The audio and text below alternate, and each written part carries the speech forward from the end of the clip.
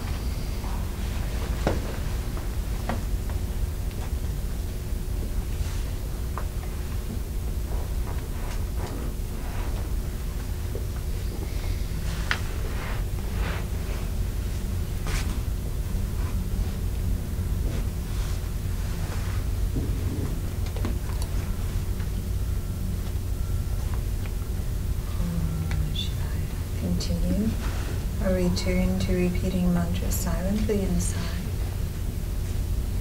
Om Namah Shivaya, Om Namah Shivaya. Apply your mind to mantra for a few moments longer.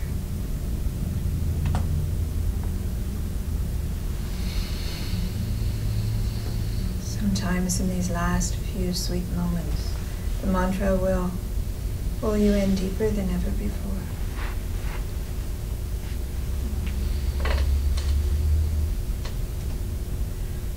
Take a long breath, still repeating mantra silently. Another long, slow breath, breathing while you're repeating mantra.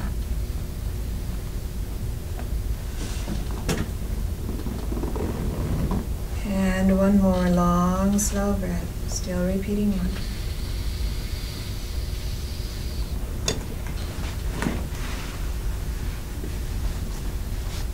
Continue repeating mantra as you slowly open your eyes. You may find that it's in the opening of your eyes you really recognize what's happened inside for you.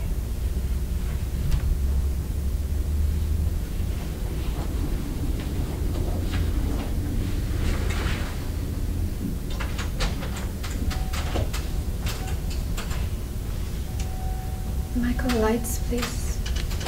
Someone on this side as well, thank you.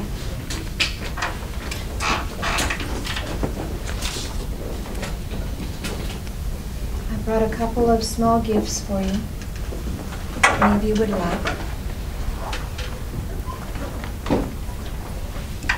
One is an unlimited supply, one is a limited supply. The limited supply is a mantra card. So if you feel that this tradition and this path and this mantra offers you something and you would like one of these, you can come up and ask me for it. It has a picture of my guru on the front. It has my charming face on the back. On the inside it says Om Namah Shivaya and explains the meaning. It also has the phrase that we begin and end with, Om Swarupa Swaswabhava Namo Namaha. And it explains what that is, but that's not the mantra. The mantra is Om Namah Shivaya. So I have 15 or so of these, and if you'd like one, you can come up front. I'll be happy to give it to you. I brought you also, as is common within my tradition, ash from a sacred fire ceremony in India. This is ash from the ceremony at which I was installed as a Swami 3 years ago. When you come up, I'll put a little dot on your forehead if you'd like that. Brush this right off if you don't want it.